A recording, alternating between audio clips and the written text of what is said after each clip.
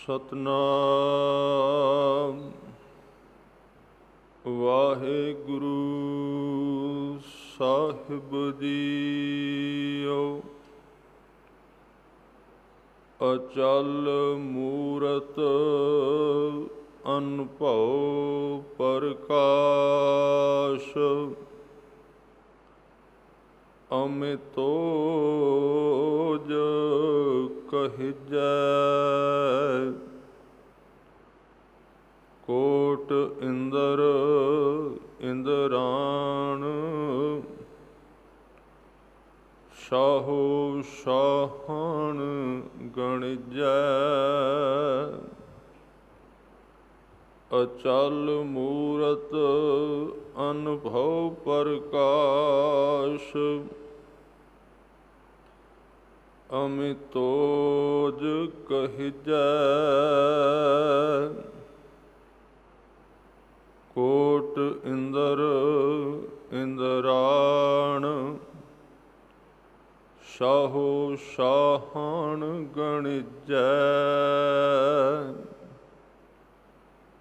ਤ੍ਰਿਭਵਨ ਮਹੀਪ ਸੁਰ ਨਰ ਅਸੁਰ,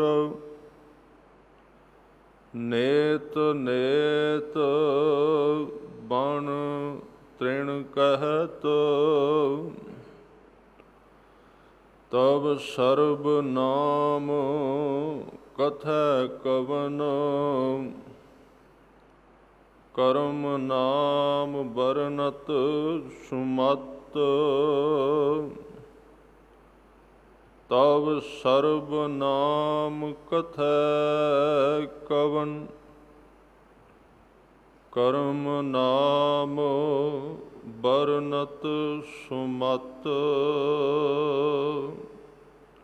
ਵਾਹਿਗੁਰੂ ਜੀ ਕਾ ਖਾਲਸਾ, ਵਾਹਿਗੁਰੂ ਜੀ ਕੀ ਫਤਿਹ।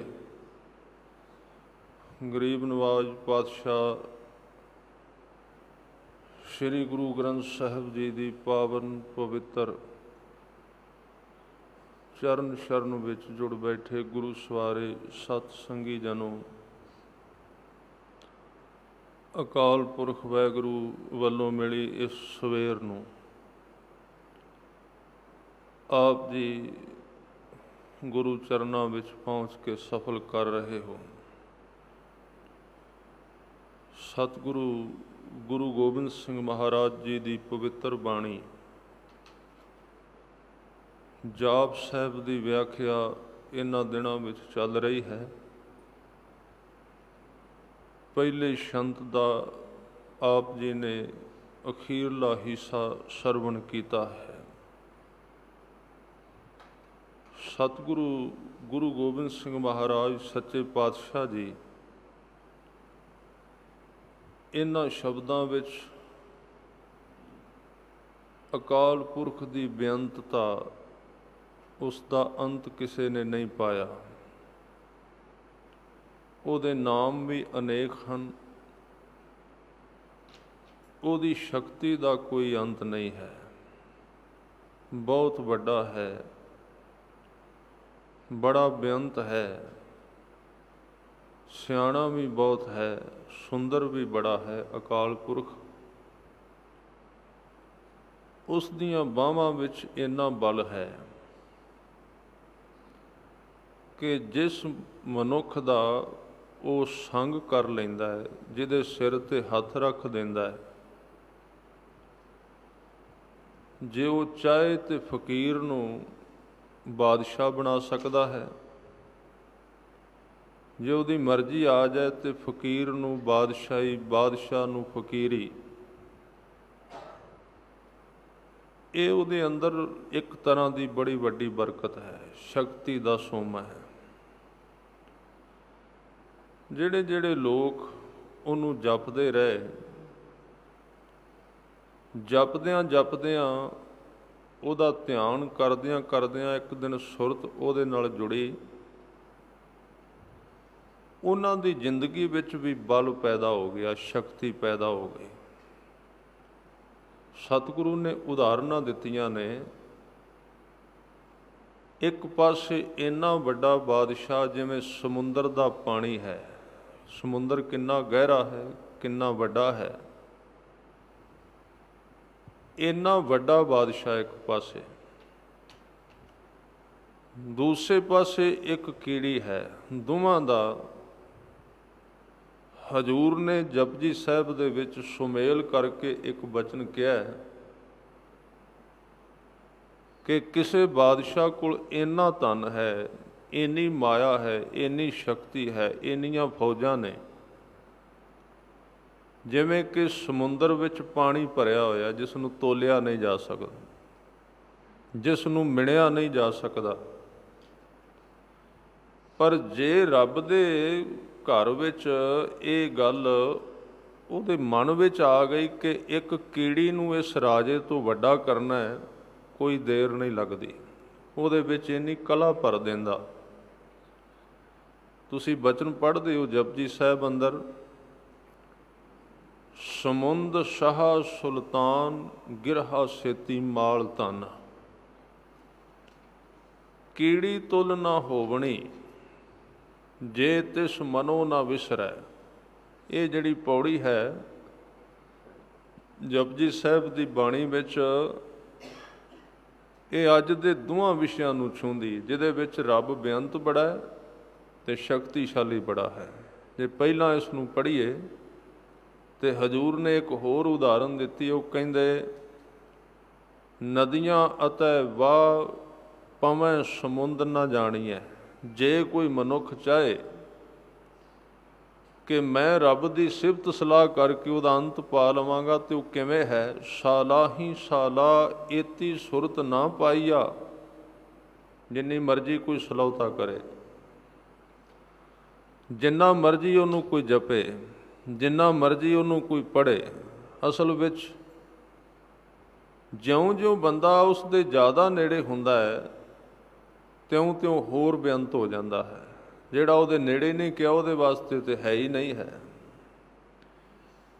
ਇਹ ਜਿਹੜੀ ਕਥਾ ਹੈ ਗੁਰਬਾਣੀ ਦੀ, ਪਰਮਾਤਮਾ ਦੀ ਜਾਗੇ ਹੋਏ ਮਨਾਂ ਵਾਸਤੇ ਹੈ, ਸੁੱਤਿਆਂ ਵਾਸਤੇ ਨਹੀਂ।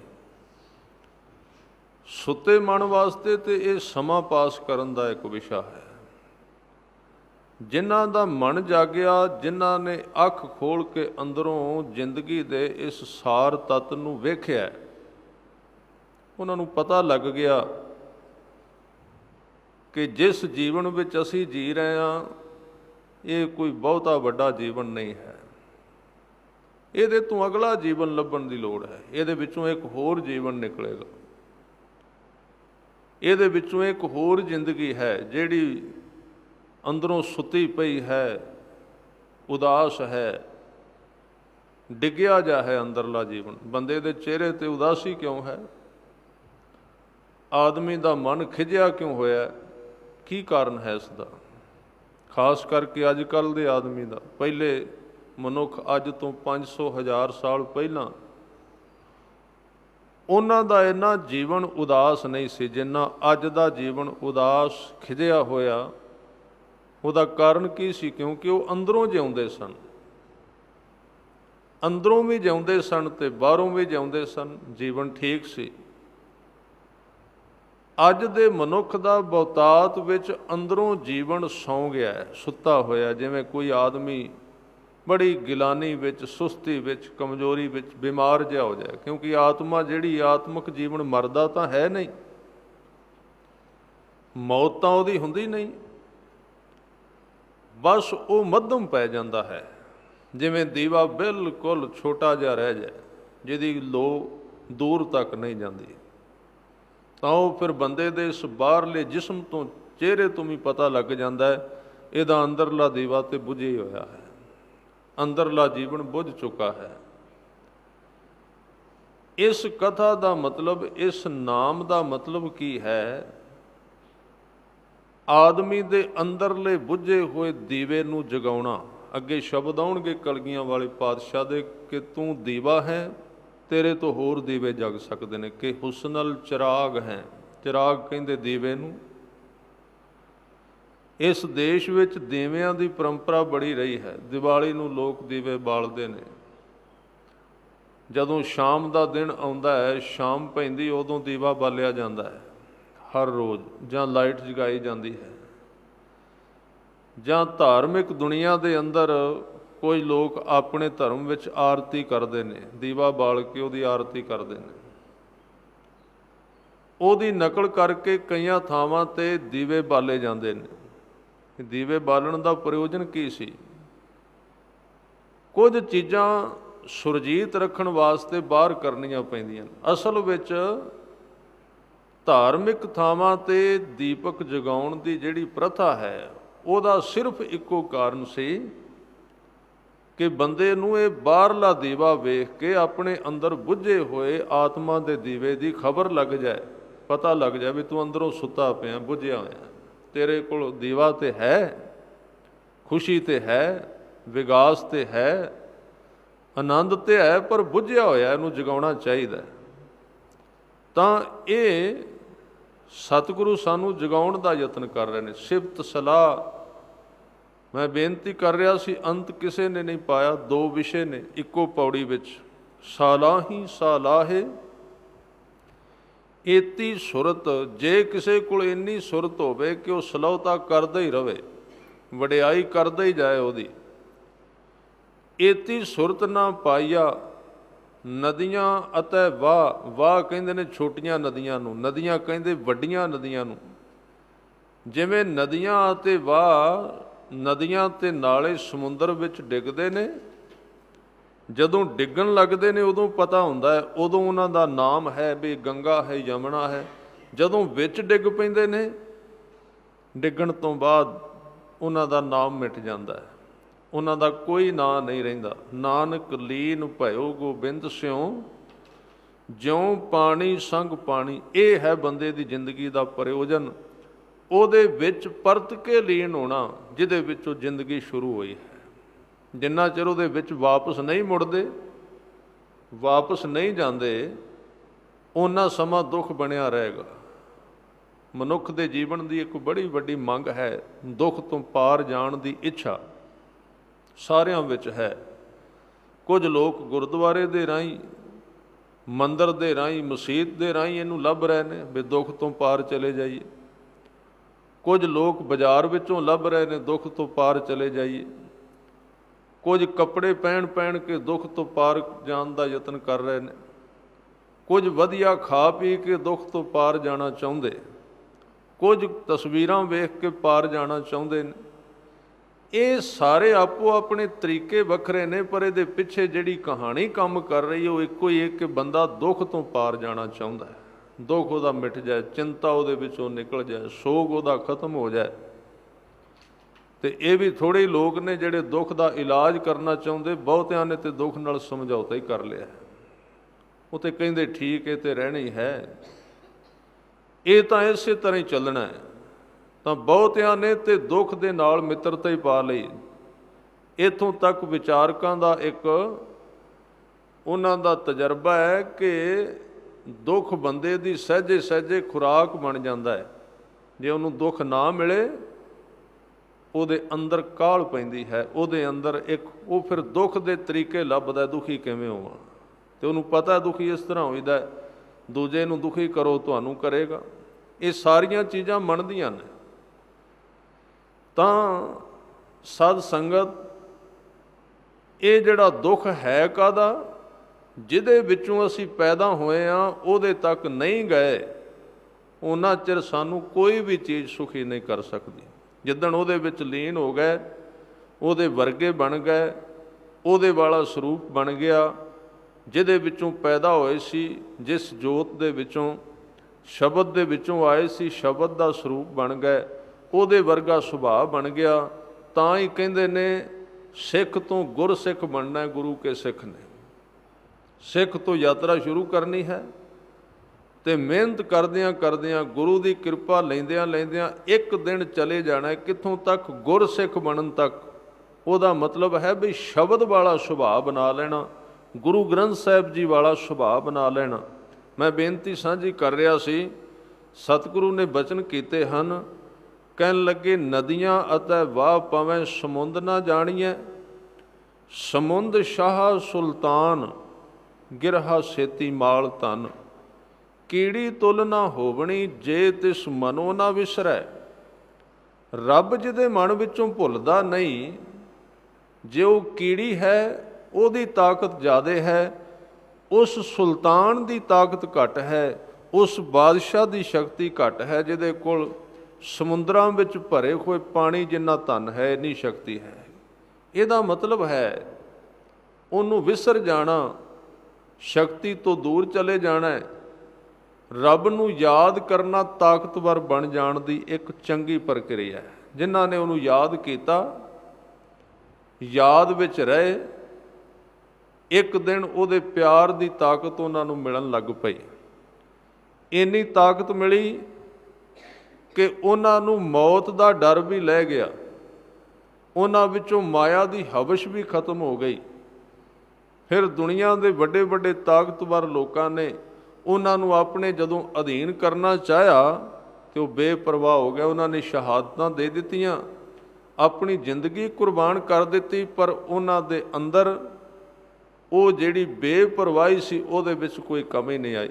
ਜੇ ਤਿਸ ਮਨੋ ਨਾ ਵਿਸਰੈ, ਜੇ ਅੰਦਰੋਂ ਕੀੜੀ ਦੇ ਰੱਬ ਦਾ ਪਿਆਰ ਨਾ ਭੁੱਲੇ, ਬਾਦਸ਼ਾਹਾਂ ਤੋਂ ਵੱਡੀ ਹੈ। ਇਹਦੇ ਭਾਵ ਅਰਥ ਇਹ ਨੇ, ਜੇ ਇੱਕ ਬੰਦਾ ਬਿਲਕੁਲ ਯਤੀਮ ਹੈ, ਉਹਦੇ ਕੋਲ ਕੁਝ ਨਹੀਂ, ਨਾ ਮਾਇਆ ਹੈ, ਨਾ ਇੱਜ਼ਤ ਹੈ, ਨਾ ਧਨ ਹੈ, ਕੁਝ ਵੀ ਨਾ ਹੋਵੇ, ਬਸ ਇੱਕ ਯਾਦ ਹੋਵੇ ਉਹਦੀ, ਤੇ ਸਾਧ ਸੰਗਤ ਦੁਨੀਆ ਦਾ ਬਾਦਸ਼ਾਹ ਗੁਰੂ ਗ੍ਰੰਥ ਸਾਹਿਬ ਸੱਚੇ ਪਾਤਸ਼ਾਹ ਨੇ ਕਿਹਾ ਹੈ। ਇਹ ਸਤਿਗੁਰੂ ਦਾ ਫੈਸਲਾ ਹੈ। ਇੱਕ ਦੀ ਯਾਦ ਅੰਦਰ ਬੈਠ ਜਾਏ, ਇੱਕ ਅੰਦਰ ਆ ਜਾਏ, ਜੇ ਸੰਸਾਰ ਦੀ ਮਾਇਆ ਧਨ ਹੈ ਤਾਂ ਵੀ ਪ੍ਰਵਾਨ, ਜੇ ਨਹੀਂ ਤੇ ਤਾਂ ਵੀ ਉਹ ਬੇਪਰਵਾਹ ਹੈ। ਇੱਕ ਵਿੱਚ ਜੁੜੇ ਰਹਿਣ ਦੇ ਨਾਲ ਇੰਨੀ ਵੱਡੀ ਬਾਦਸ਼ਾਹਤ, ਉਹ ਸਮਰਾਟ ਬਣ ਜਾਂਦਾ ਹੈ। ਉਹਦੇ ਅੰਦਰ ਹੀ ਇੱਕ ਦਰਬਾਰ ਲੱਗਦਾ ਹੈ, ਉਹਦੇ ਮਨ ਦੇ ਵਿੱਚ ਹੀ ਇੱਕ ਸਰੂਰ ਦਾ ਨਸ਼ਾ ਉਹਨੂੰ ਪੀਣ ਵਾਸਤੇ ਮਿਲ ਜਾਂਦਾ ਹੈ। ਉਹਦੇ ਅੰਦਰ ਹੀ ਸਾਰੇ ਮਨੋਰੰਜਨ ਹੋ ਜਾਂਦੇ ਨੇ। ਗੁਰੂ ਗ੍ਰੰਥ ਸਾਹਿਬ ਸੱਚੇ ਪਾਤਸ਼ਾਹ ਜੀ ਨੇ ਬਚਨ ਕਹੇ ਨੇ, ਔਰ ਇਸ ਚੀਜ਼ ਦੀ ਖੋਜ ਕਰਨੀ ਚਾਹੀਦੀ। ਇੱਕ ਅੰਦਰ ਦੇ ਸਿੰਘਾਸਨ ਦੀ ਗੱਲ ਵੀ ਕੀਤੀ ਕਿ ਉਹ ਵੀ ਮਿਲ ਸਕਦਾ ਹੈ, ਅੰਦਰ ਦੇ ਮਾਣ ਦੀ ਵੀ ਗੱਲ ਕੀਤੀ ਹੈ, ਤਾਣ ਦੀ ਗੱਲ ਵੀ ਕੀਤੀ ਹੈ, ਔਰ ਰੰਗ ਤਮਾਸ਼ੇ ਦੀ ਗੱਲ ਵੀ ਕੀਤੀ ਗਈ ਬਾਣੀ ਵਿੱਚ। ਇਹ ਸਾਰੀਆਂ ਚੀਜ਼ਾਂ ਆਈਆਂ ਗੁਰਬਾਣੀ ਵਿੱਚ ਕਿ ਧਾਰਮਿਕ ਬੰਦੇ ਨੂੰ, ਜਿਹੜਾ ਇੱਕ ਸੰਸਾਰੀ ਨੂੰ ਬਾਹਰੋਂ ਮਾਇਆ ਵਿੱਚੋਂ ਲੱਭਦਾ, ਉਹ ਧਾਰਮਿਕ ਬੰਦੇ ਨੂੰ ਸ਼ਬਦ ਵਿੱਚੋਂ ਮਿਲਦਾ ਜ਼ਰੂਰ ਹੈ, ਸੱਚ ਹੈ। ਪਰ ਜੇ ਉਹਦੀ ਕੋਈ ਇੱਛਾ ਹੋਵੇਗੀ, ਤੇ ਜੇ ਉਹਦਾ ਧਰਮ ਇਸ ਤਰ੍ਹਾਂ ਦਾ ਕਸਿਆ ਪਿਟਿਆ ਹੋਇਆ ਵੀ ਉਹਨੇ ਸਿਰਫ ਵੇਖਾ ਵੇਖੀ ਕਰਨਾ, ਧੂਪ ਜਗਾਉਣੀ ਹੈ, ਬੱਤੀ ਲਾਉਣੀ ਹੈ, ਫੁੱਲ ਵਰਸਾਉਣੇ ਨੇ, ਸ਼ਬਦ ਨਾਲ ਸਾਂਝ ਨਹੀਂ ਪਾਉਣੀ, ਫਿਰ ਤੇ ਧਰਮ ਫਿੱਕਾ ਹੀ ਹੈ, ਬਿਲਕੁਲ ਕੁਝ ਵੀ ਨਹੀਂ ਉਹਦੇ ਵਿੱਚ। ਫਿਰ ਉੱਥੋਂ ਕੀ ਮਿਲੇਗਾ? ਜੇ ਉਹਦੀ ਮਜਬੂਰੀ ਜੀ ਬਣੀ ਹੋਈ ਹੈ, ਜੇ ਉਹ ਦੁਖੀ ਜਾਂ ਹਿਰਦੇ ਨਾਲ ਧਰਮ ਨੂੰ ਕਮਾ ਰਿਹਾ, ਫਿਰ ਉੱਥੋਂ ਕੁਝ ਨਹੀਂ ਮਿਲੇਗਾ। ਜਿੱਦਣ ਉਹ ਖੁਸ਼ ਹੋ ਕੇ ਚਾਉ ਨਾਲ ਅੰਦਰੋਂ ਜਾਗ ਕੇ ਉਹਨੂੰ ਕਰੇਗਾ, ਤੇ ਧੰਨ ਗੁਰੂ ਅਰਜਨ ਦੇਵ ਸੱਚੇ ਪਾਤਸ਼ਾਹ ਜੀ ਨੇ ਇੱਕ ਬਚਨ ਕਿਹਾ, ਉਹ ਕਹਿੰਦੇ, ਰੰਗ ਤਮਾਸ਼ਾ ਪੂਰਨ ਆਸਾ ਕਬੈ ਨਾ ਵਿਆਪੈ ਚਿੰਤਾ। ਇਹ ਰੰਗ ਤਮਾਸ਼ਾ ਕੀ ਹੈ? ਰੰਗ ਤਮਾਸ਼ਾ ਕਿਹਨੂੰ ਕਹਿੰਦੇ? ਰੰਗ ਤਮਾਸ਼ਾ ਇਹ ਨਾ ਜਿਹੜਾ ਲੋਕ ਬਾਜ਼ਾਰ ਵਿੱਚ ਜਾਂਦੇ ਹਨ, ਕਲੱਬ ਵਿੱਚ ਜਾਂਦੇ ਹਨ, ਉੱਥੇ ਖੁਸ਼ੀ ਆਪਣੇ ਮਨੋਰੰਜਨ ਕਰਦੇ ਨੇ, ਉਹਨੂੰ ਕਹਿੰਦੇ ਰੰਗ ਤਮਾਸ਼ਾ। ਹਜ਼ੂਰ ਨੇ ਕਿਹਾ, ਜੇ ਕਿਸੇ ਬੰਦੇ ਦੇ ਭਾਗ ਜਾਗ ਪੈਣ, ਉਹ ਜੁੜ ਜਾਏ ਨਾਮ ਨਾਲ, ਤੇ ਉਹਨੂੰ ਬਾਹਰੋਂ ਤਮਾਸ਼ੇ ਵੇਖਣ ਦੀ ਲੋੜ ਨਹੀਂ। ਉਹਦਾ ਜੀਵਨ ਆਪਣਾ ਅੰਦਰ ਹੀ ਰੰਗ ਤਮਾਸ਼ਿਆਂ ਨਾਲ ਇੰਨਾ ਭਰਿਆ ਜਾਂਦਾ ਹੈ ਕਿ ਉਹਨੂੰ ਸਮਝ ਨਹੀਂ ਲੱਗਦਾ ਬਾਹਰ ਵੇਖਣ ਦਾ। ਛੱਡਦਾ ਥੋੜ੍ਹੀ ਹੈ, ਇਹ ਨਹੀਂ ਵੀ ਉਹ ਛੱਡ ਦਿੰਦਾ ਹੈ, ਉਹਨੂੰ ਸਮਝ ਨਹੀਂ। ਜੇ ਉਹਦੇ ਅੰਦਰੋਂ ਹੀ, ਉਹਦੇ ਕੋਲ ਹੀ ਸਾਰਾ ਕੁਝ ਆ ਗਿਆ, ਤੇ ਬਾਹਰੋਂ ਕੀ ਉਹ ਕਰੇਗਾ? ਬਾਹਰੋਂ ਉਹਨੂੰ ਕਾਹਦੀ ਲੋੜ ਪੈ ਗਈ? ਇਸ ਕਰਕੇ ਜੇ ਅਸੀਂ ਬਾਹਰੋਂ ਖੋਜ ਰਹੇ ਹਾਂ, ਸਾਨੂੰ ਅੰਦਰੋਂ ਕੁਝ ਨਹੀਂ ਮਿਲਿਆ। ਜੇ ਇੱਕ ਧਾਰਮਿਕ ਬੰਦਾ ਜਿਹਨੇ ਧਰਮ ਦਾ ਭੇਖ ਪਾਇਆ ਹੈ, ਉਹ ਬਾਹਰੋਂ ਕੁਝ ਚੀਜ਼ਾਂ, ਰਸ, ਖੁਸ਼ੀਆਂ ਤੇ ਹੋਰ ਸਰੀਰ ਦੇ ਰਸਨਾ ਦੇ, ਅੱਖਾਂ ਦੇ, ਕੰਨਾਂ ਦੇ ਸਵਾਦ ਬਾਹਰੋਂ ਖੋਜ ਕਰ ਰਿਹਾ ਹੈ, ਇਹਦਾ ਮਤਲਬ ਉਹਨੂੰ ਅੰਦਰੋਂ ਕੁਝ ਨਹੀਂ ਮਿਲਿਆ। ਅੰਦਰੋਂ ਪ੍ਰਾਪਤੀ ਨਹੀਂ ਹੋਈ। ਜਿੱਦਣ ਅੰਦਰੋਂ ਮਿਲ ਗਿਆ ਉਸ ਵੇਲੇ ਧੰਨ ਗੁਰੂ ਗ੍ਰੰਥ ਸਾਹਿਬ ਜੀ ਨੇ ਕਿਹਾ ਕਿ ਇਹ ਰਸ ਛਾੜ ਤਾਂ ਉਹ ਰਸ ਆਵਾ, ਉਹ ਰਸ ਆਏ ਇਹ ਰਸ ਨਹੀਂ ਭਾਵਾ। ਜਿੱਦਣ ਉਹ ਰਸ ਅੰਦਰੋਂ ਆ ਗਿਆ ਉਦਣ ਬਾਹਰਲੇ ਰਸਾਂ ਦੀ ਜ਼ਰੂਰਤ ਖਤਮ ਹੋ ਗਈ। ਤਾਂ ਸਤਿਗੁਰੂ ਨੇ ਬਚਨ ਕੀਤੇ, ਇੱਕ ਵਿੱਚ ਇੰਨੀ ਸ਼ਕਤੀ ਹੈ, ਉਹਦੇ ਨਾਮ ਦੇ ਅੰਦਰ ਤਾਕਤ ਹੈ ਕਿ ਜਿਹਦੇ ਅੰਦਰ ਇੱਕ ਦੀ ਯਾਦ ਬਣ ਗਈ। ਗੁਰੂ ਅਰਜਨ ਦੇਵ ਜੀ ਨੇ ਬਚਨ ਕੀਤੇ, ਕਹਿਣ ਲੱਗੇ ਜੇ ਕੀੜੀ ਵਿੱਚ ਕਲਾ ਧਾਰਨ ਕਰ ਦੇਵੇ, ਕੀੜੀ ਦੇ ਸਿਰ ਤੇ ਹੱਥ ਰੱਖਦਾ, ਭਾਵ ਇੰਨੀ ਹੋਂਦ ਵਾਲੇ ਮਨੁੱਖ ਤੇ ਕਿਰਪਾ ਕਰਦਾ, ਲਸ਼ਕਰ ਉਹਦੇ ਸਾਹਮਣੇ ਕੁਝ ਵੀ ਨਹੀਂ। ਉਦਾਹਰਨਾਂ ਦਿੱਤੀਆਂ, ਨੇਕੀ ਕੀਰੀ ਮੈਂ ਕੱਲ ਰੱਖੈ, ਭਸਮ ਕਰੈ ਲਸ਼ਕਰ ਕੋਟ ਲੱਖ ਹੈ, ਕਰੋੜਾਂ ਲਸ਼ਕਰ। ਇਹ ਉਹਦੀ ਸ਼ਕਤੀ ਦੇ ਪ੍ਰਤੀਕ ਨੇ। ਅੱਜ ਦੇ ਬਚਨਾਂ ਵਿੱਚ ਧੰਨ ਗੁਰੂ ਕਲਗੀਧਰ ਪਾਤਸ਼ਾਹ ਨੇ ਬਚਨ ਕੀਤੇ, ਅਚਲ ਮੂਰਤ ਅਨਭਉ ਪ੍ਰਕਾਸ਼। ਇਹਨਾਂ ਦੋ ਲਫ਼ਜ਼ਾਂ ਦੇ ਅਰਥ ਆਪਾਂ ਕੱਲ ਸਾਂਝੇ ਕੀਤੇ ਸੀ। ਅਚਲ ਮੂਰਤ, ਉਹਦੀ ਤਸਵੀਰ ਅਚਲ ਹੈ, ਡੋਲਦੀ ਨਹੀਂ, ਸਦਾ ਕਾਇਮ ਰਹਿੰਦੀ ਹੈ। ਅਨਭਉ ਪ੍ਰਕਾਸ਼, ਉਹ ਇੱਕ ਪ੍ਰਕਾਸ਼ ਵਰਗਾ ਹੈ, ਤਜਰਬੇ ਵਰਗਾ ਹੈ। ਅਮਿਤੋਜ ਕਹੀਜੈ, ਅਮਿਤ ਓਜ, ਓਜ ਕਹਿੰਦੇ ਨੇ ਸ਼ਕਤੀ ਨੂੰ, ਉਹਦੇ ਵਿੱਚ ਤਾਕਤ ਬੜੀ ਹੈ, ਉਹਦੇ ਵਿੱਚ ਸ਼ਕਤੀ ਬੜੀ ਹੈ। ਸਤਿਗੁਰੂ ਕਲਗੀਧਰ ਪਾਤਸ਼ਾਹ ਦੇ ਜੀਵਨ ਦੇ ਵਿੱਚ ਉਹਨਾਂ ਨੇ ਸ਼ਕਤੀ ਦੀ ਬਹੁਤ ਵੱਡੀ ਗੱਲ ਕੀਤੀ ਹੈ। ਜਦੋਂ ਆਪਾਂ ਬਾਣੀ ਪੜ੍ਹਦੇ ਹਾਂ, ਇੱਕ ਪਾਸੇ ਅਕਾਲ ਪੁਰਖ ਦੀ ਗੱਲ ਆਉਂਦੀ, ਇੱਕ ਪਾਸੇ ਅਕਾਲ ਪੁਰਖ ਦੀ ਤਾਕਤ ਦੀ ਗੱਲ ਆਉਂਦੀ ਹੈ। ਉਹਨਾਂ ਦੀ ਬਾਣੀ ਵਿੱਚ ਦੋ ਚੀਜ਼ਾਂ ਦੀ ਵਡਿਆਈ ਕੀਤੀ ਗਈ ਹੈ, ਇੱਕ ਪਾਸੇ ਰੱਬ ਦੀ ਵਡਿਆਈ, ਇੱਕ ਪਾਸੇ ਉਹਦੀ ਸ਼ਕਤੀ ਦੀ ਵਡਿਆਈ। ਔਰ ਉਹਨਾਂ ਨੇ ਸ਼ਕਤੀ ਨੂੰ ਸ਼ਸਤਰਾਂ ਦੇ ਰੂਪ ਵਿੱਚ ਰੱਖਿਆ। ਉਹਨਾਂ ਦੇ ਜੀਵਨ ਦੀ ਇੱਕ ਘਟਨਾ ਹੈ ਕਿ ਜਦੋਂ ਹਜ਼ੂਰ ਦੇ ਉੱਤੇ ਸ਼ਸਤਰ ਨਾਲ ਵਾਰ ਕੀਤਾ ਗਿਆ ਸੀ, ਹਜ਼ੂਰ ਸਾਹਿਬ ਦੀ ਧਰਤੀ 'ਤੇ ਉਹਨਾਂ ਦੇ ਜ਼ਖਮ ਨੂੰ ਸੇ ਦਿੱਤਾ ਗਿਆ, ਟਾਂਕੇ ਲਾ ਦਿੱਤੇ, ਠੀਕ ਹੋ ਗਿਆ। ਥੋੜ੍ਹੇ ਚਿਰ ਬਾਅਦ ਹਜ਼ੂਰ ਤੰਦਰੁਸਤ ਹੋ ਗਏ। ਸਮਾਂ ਲੰਘਣ ਤੋਂ ਬਾਅਦ ਦਰਬਾਰ ਵਿੱਚ ਬੈਠਣ ਲੱਗ ਪਏ। ਮੈਂ ਸ਼ਕਤੀ ਦੀ ਗੱਲ, ਸ਼ਸਤਰਾਂ ਦੀ ਗੱਲ ਮੈਂ ਤੁਹਾਡੇ ਨਾਲ ਸਾਂਝੀ ਕਰਨੀ ਚਾਹੁੰਦਾ ਕਿ ਸ਼ਸਤਰ ਜਿਹੜੇ ਨੇ ਸ਼ਬਦ ਦੇ ਨਾਲ ਨਾਲ ਸ਼ਕਤੀ ਦਾ ਪ੍ਰਤੀਕ ਨੇ। ਇਹ ਦੋਵੇਂ ਚੀਜ਼ਾਂ ਇਕੱਠੀਆਂ ਨੇ ਗੁਰਮਤਿ ਵਿੱਚ, ਮੇਰੀ ਤੇ ਪੀਰੀ। ਜੇ ਮੇਰੀ ਹੈ ਤੇ ਨਾਲ ਪੀਰੀ ਚਾਹੀਦੀ, ਜੇ ਪੀਰੀ ਹੈ ਤੇ ਨਾਲ ਮੇਰੀ ਚਾਹੀਦੀ। ਦੋਵੇਂ ਚੀਜ਼ਾਂ ਇਕੱਠੀਆਂ ਕਰ ਦਿੱਤੀਆਂ ਹਜ਼ੂਰ ਨੇ। ਸ਼ਸਤਰ ਤੇ ਸ਼ਬਦ ਇਕੱਠੇ ਕੀਤੇ ਗਏ। ਗੁਰੂ ਕਲਗੀਧਰ ਪਾਤਸ਼ਾਹ ਇੱਕ ਦਿਨ ਦਰਬਾਰ ਵਿੱਚ ਸਜੇ ਹੋਏ ਨੇ, ਦਰਬਾਰ ਵਿੱਚ ਬੈਠੇ ਨੇ। ਕਿਸੇ ਨੇ ਆ ਕੇ ਇੱਕ ਬਹੁਤ ਵੱਡੀ ਕਮਾਨ ਹਜ਼ੂਰ ਨੂੰ ਭੇਟ ਕਰ ਦਿੱਤੀ, ਕਿਉਂਕਿ ਸ਼ੌਕੀਨ ਸਨ ਸ਼ਸਤਰਾਂ ਦੇ। ਸ਼ਸਤਰਾਂ ਦਾ ਬੜਾ ਉਹਨਾਂ ਦੇ ਮਨ ਵਿੱਚ ਪਿਆਰ ਸੀ, ਸ਼ੌਂਕ ਸੀ। ਕਮਾਨ ਬਹੁਤ ਭਾਰੀ ਸੀ। ਇਤਿਹਾਸ ਕਹਿੰਦਾ ਹੈ ਕਿ ਕਲਗੀਧਰ ਪਾਤਸ਼ਾਹ ਦਾ ਸਰੀਰ ਜਿਹੜਾ ਹੈ ਇਕਹਿਰਾ ਸੀ, ਬਿਲਕੁਲ ਹੌਲਾ ਸੀ। ਵੇਖਣ ਵਿੱਚ, ਵੇਖਣ ਵਾਲੇ ਨੂੰ ਪ੍ਰਤੀਤ ਹੁੰਦਾ ਸੀ ਵੀ ਇਹ ਜੰਗ ਕਿਵੇਂ ਕਰਨਗੇ। ਇੰਨਾ ਇਕਹਿਰਾ ਸਰੀਰ, ਇੰਨਾ ਪਤਲਾ, ਇੰਨਾ ਹੌਲਾ ਸਰੀਰ। ਉਹ ਕਮਾਨ ਜਿਹੜੀ ਸਤਿਗੁਰੂ ਨੇ ਤਖਤ ਦੇ ਉੱਤੇ ਰਖਵਾ ਲਈ, ਬੜੀ ਵੱਡੀ ਭਾਰੀ ਕਮਾਨ ਸੀ, ਕਿਸੇ ਨੇ ਭੇਟ ਕੀਤੀ। ਉਸੇ ਦਿਨ ਰਾਜਸਥਾਨ ਤੋਂ ਕੁਝ ਰਾਜੇ ਆਉਂਦੇ, ਉਹਨਾਂ ਨੇ ਆ ਕੇ ਸਤਿਗੁਰਾਂ ਨੂੰ ਨਮਸਕਾਰ ਕੀਤੀ, ਬੈਠ ਗਏ। ਹਜ਼ੂਰ ਬੈਠੇ ਹੋਏ ਸਨ ਤੇ ਸਤਿਗੁਰਾਂ ਵੱਲ ਵੇਖ ਕੇ ਤੇ ਕਮਾਨ ਵੱਲ ਵੇਖ ਕੇ ਥੋੜ੍ਹਾ ਜਿਹਾ ਇੱਕ ਉਹਨਾਂ ਵਿੱਚੋਂ ਹੱਸ ਪਿਆ, ਜਿਵੇਂ ਮਖੌਲ ਨਾਲ ਬੰਦਾ ਹੱਸਦਾ ਹੈ। ਜਦੋਂ ਹੱਸਿਆ ਸਤਿਗੁਰੂ ਸਮਝ ਗਏ, ਕਹਿਣ ਲੱਗੇ ਰਾਜਨ ਕੀ ਗੱਲ, ਤੁਹਾਡੇ ਹੱਸਣ ਦਾ ਕੀ ਕਾਰਨ ਹੈ, ਕਿਉਂ ਹੱਸੇ? ਉਹਨਾਂ ਨੇ ਕਿਹਾ ਜੀ ਹਾਸਾ ਇਸ ਕਰਕੇ ਆਇਆ ਹੈ ਕਿ ਇਹ ਕਮਾਨ ਤੁਸੀਂ ਆਪਣੇ ਕੋਲ ਰੱਖੀਏ, ਇਹ ਚਲਾਉਂਦੇ ਹੋ ਜਾਂ ਕੇਵਲ ਵਿਖਾਉਂਦੇ ਹੋ? ਇਹ ਤਾਂ ਇੰਨੀ ਭਾਰੀ ਹੈ, ਇੰਨਾ ਵਜਨ ਹੈ ਵੀ ਜਿੰਨਾ ਤੁਹਾਡੇ ਸਰੀਰ ਦਾ ਵਜਨ ਹੈ ਉਨਾ ਹੀ ਕਮਾਨ ਦਾ ਵਜਨ ਹੈ। ਕਿਵੇਂ ਚਲਾਓਗੇ ਇਸ ਨੂੰ, ਕਿਵੇਂ ਇਹਦੀ ਵਰਤੋਂ ਕਰੋਗੇ? ਕੁਦਰਤੀ ਨੇਤ ਦੇਵ ਨੇਤ ਦੇ ਨਾਲ ਹਜ਼ੂਰ ਨੇ ਫਿਰ ਤੀਰ ਮੰਗਾਏ ਉਹਦੇ ਉੱਤੇ ਚਿੱਲਾ ਚੜਾਉਣ ਵਾਸਤੇ। ਉਹਨੂੰ ਫੜਿਆ, ਚੁੱਕਿਆ, ਚਿੱਲਾ ਚੜਾਇਆ ਤੇ ਤੀਰ ਛੱਡ ਦਿੱਤਾ। ਜ਼ੋਰ ਦੀ ਝਟਕਾ ਲੱਗਾ, ਹਜੂਰ ਦੇ ਜ਼ਖਮ ਤਾਂ ਖੁੱਲ ਗਏ, ਉਥੋਂ ਫਿਰ ਖੂਨ ਸਿਮ ਗਿਆ। ਪਰ ਉਹਨਾਂ ਨੇ ਇੱਕ ਬਚਨ ਕੀਤਾ, ਕਹਿਣ ਲੱਗੇ ਸ਼ਸਤਰ ਅਸੀਂ ਰੱਖਣ ਵਾਸਤੇ ਨਹੀਂ ਲਏ, ਵਿਖਾਉਣ ਵਾਸਤੇ ਨਹੀਂ।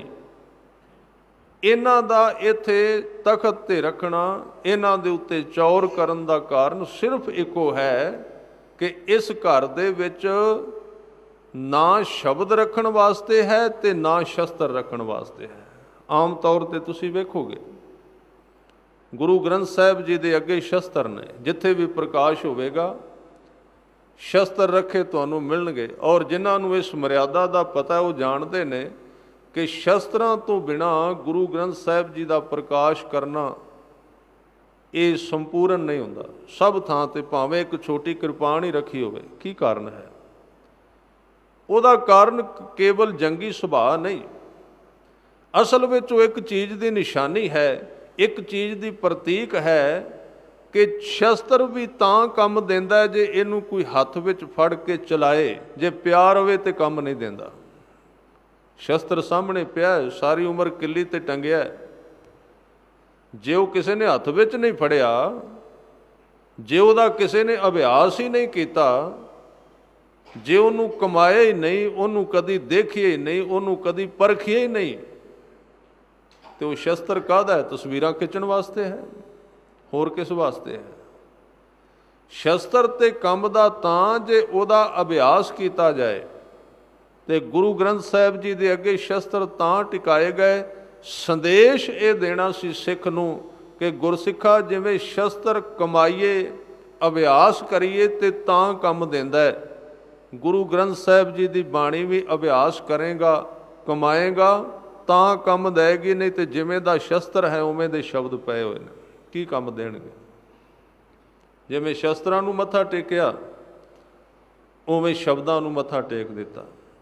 ਇਹ ਠੀਕ ਹੈ, ਸਤਿਕਾਰ ਕਰਨਾ ਸ਼ਬਦ ਦਾ, ਸ਼ਸਤਰਾਂ ਦਾ ਸਤਿਕਾਰ ਕਰਨਾ ਇਹ ਅਤ ਜ਼ਰੂਰੀ ਹੈ, ਪਰ ਸ਼ਬਦ ਤਾਂ ਕੰਮ ਦੇਗਾ ਜੇ ਸ਼ਬਦ ਦਾ ਅਭਿਆਸ ਕੀਤਾ ਤੇ, ਨਹੀਂ ਤੇ ਸ਼ਬਦ ਦੇ ਦਿੱਤਾ ਗੁਰੂ ਨੇ, ਸਿੱਖ ਨੇ ਰੱਖ ਲਿਆ, ਅੰਮ੍ਰਿਤ ਛਕ ਦਿੱਤਾ, ਅੰਮ੍ਰਿਤ ਛਕ ਲਿਆ, ਪਤਾ ਨਹੀਂ ਕੀ ਕਿਹਾ ਸੀ ਉਹਦੇ ਵਿੱਚ, ਕਿਹੜੀਆਂ ਬਾਣੀਆਂ ਕਹੀਆਂ ਸਨ ਪੜ੍ਹਨ ਵਾਸਤੇ।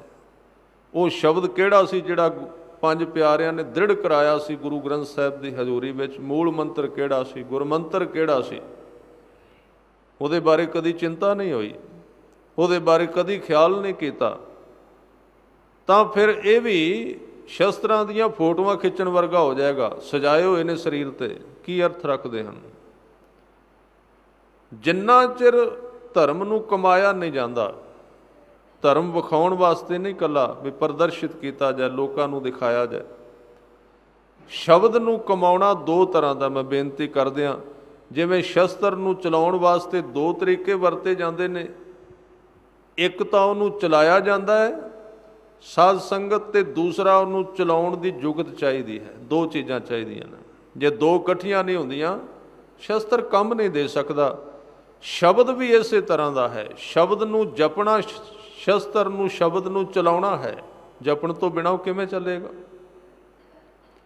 ਜਪਣ ਦਾ ਜੇ ਅਭਿਆਸ ਨਹੀਂ ਸ਼ਬਦ ਨੂੰ, ਤੇ ਉਹਦੀ ਸ਼ਕਤੀ ਕਿਵੇਂ ਬਣੇਗੀ, ਉਹਦੀ ਤਾਕਤ ਕਿਵੇਂ ਬਣੇਗੀ? ਪਰ ਜਪ ਤਾਂ ਲਿਆ, ਪਰ ਅੰਦਰਲੀ ਜਿਹੜੀ ਵਿਚਾਰਧਾਰਾ ਹੈ ਉਹਨੂੰ ਸਿੱਧਾ ਨਹੀਂ ਕੀਤਾ। ਕੀ ਪਤਾ ਉਹ ਸ਼ਸਤਰ ਕਿੱਧਰ ਨੂੰ ਚੱਲ ਜਾਏ। ਸ਼ਬਦ ਇਸ ਤਰ੍ਹਾਂ ਦੀ ਚੀਜ਼ ਹੈ। ਇਸ ਕਰਕੇ ਦੋਵੇਂ ਚੀਜ਼ਾਂ ਯਾਦ ਰੱਖਣੀਆਂ ਚਾਹੀਦੀਆਂ ਨੇ, ਸ਼ਸਤਰ ਦੇ ਸੰਬੰਧ ਵਿੱਚ ਤੇ ਸ਼ਬਦ ਦੇ ਸੰਬੰਧ ਵਿੱਚ। ਸਿੱਖੀ ਵਿੱਚ ਇਹ ਦੋਵੇਂ ਸ਼ਕਤੀਸ਼ਾਲੀ ਨੇ, ਦੋਵਾਂ ਵਿੱਚ ਤਾਕਤ ਹੈ, ਸ਼ਬਦਾਂ ਵਿੱਚ ਵੀ ਤਾਕਤ ਹੈ। ਸ਼ਬਦ ਬੰਦੇ ਦੀ ਸੁਰਤ ਨੂੰ ਬਦਲਦੇ ਨੇ, ਸ਼ਸਤਰਾਂ ਨਾਲ ਸਰੀਰ ਦੀ ਰਾਖੀ ਕੀਤੀ ਜਾ ਸਕਦੀ ਹੈ। ਦੋਵੇਂ ਇਕੱਠੇ ਕਰ ਦਿੱਤੇ ਗੁਰੂ ਸਾਹਿਬ ਨੇ। ਪਰ ਸ਼ਬਦ ਅੰਦਰ ਨੂੰ ਤਬਦੀਲ ਤਾਂ ਕਰੇਗਾ। ਸ਼ਸਤਰ ਨੇ ਬਾਹਰਲੇ ਦੁਸ਼ਟਾਂ ਨੂੰ ਮਾਰਨਾ ਹੈ, ਸ਼ਬਦ ਨੇ ਅੰਦਰਲੇ ਦੁਸ਼ਟਾਂ ਨੂੰ ਮਾਰਨਾ ਹੈ। ਅੰਦਰ ਜਿਹੜੇ ਬੁਰਾਈਆਂ ਦੇ ਹਿੱਸੇ ਵੱਧ ਗਏ, ਜਿਵੇਂ ਇੱਕ ਮਾਲੀ ਬਾਗ ਵਿੱਚ ਵਧੀਆਂ ਹੋਈਆਂ ਟਹਿਣੀਆਂ ਨੂੰ ਕੱਟਦਾ, ਉਹ ਕਾਹਦੇ ਨਾਲ? ਕਿਸੇ ਔਜ਼ਾਰ ਦੇ ਨਾਲ, ਕਿਸੇ ਸ਼ਸਤਰ ਦੇ ਨਾਲ। ਤਾਂ ਸ਼ਬਦ ਨੇ, ਗੁਰਬਾਣੀ ਦੇ ਅਭਿਆਸ ਨੇ ਸਾਡੇ ਅੰਦਰਲੀਆਂ ਬੁਰਾਈਆਂ ਨੂੰ ਖਤਮ ਕਰਨਾ ਹੈ, ਮਾਰਨਾ ਹੈ। ਪਰ ਉਹ ਤਾਂ ਕਰਨਗੀਆਂ ਜੇ ਉਹਦੀ ਜੁਗਤ ਆਏਗੀ। ਇੱਕ ਤਾਂ ਗੁਰਬਾਣੀ ਨੂੰ ਜਪਣਾ, ਇੱਕ ਜਪਣ ਦੇ ਵੇਲੇ ਵਿਚਾਰਧਾਰਾ ਸ਼ੁੱਧ ਰੱਖਣੀ, ਇਹ ਦੋ ਚੀਜ਼ਾਂ ਬਹੁਤ ਜ਼ਰੂਰੀ ਨੇ।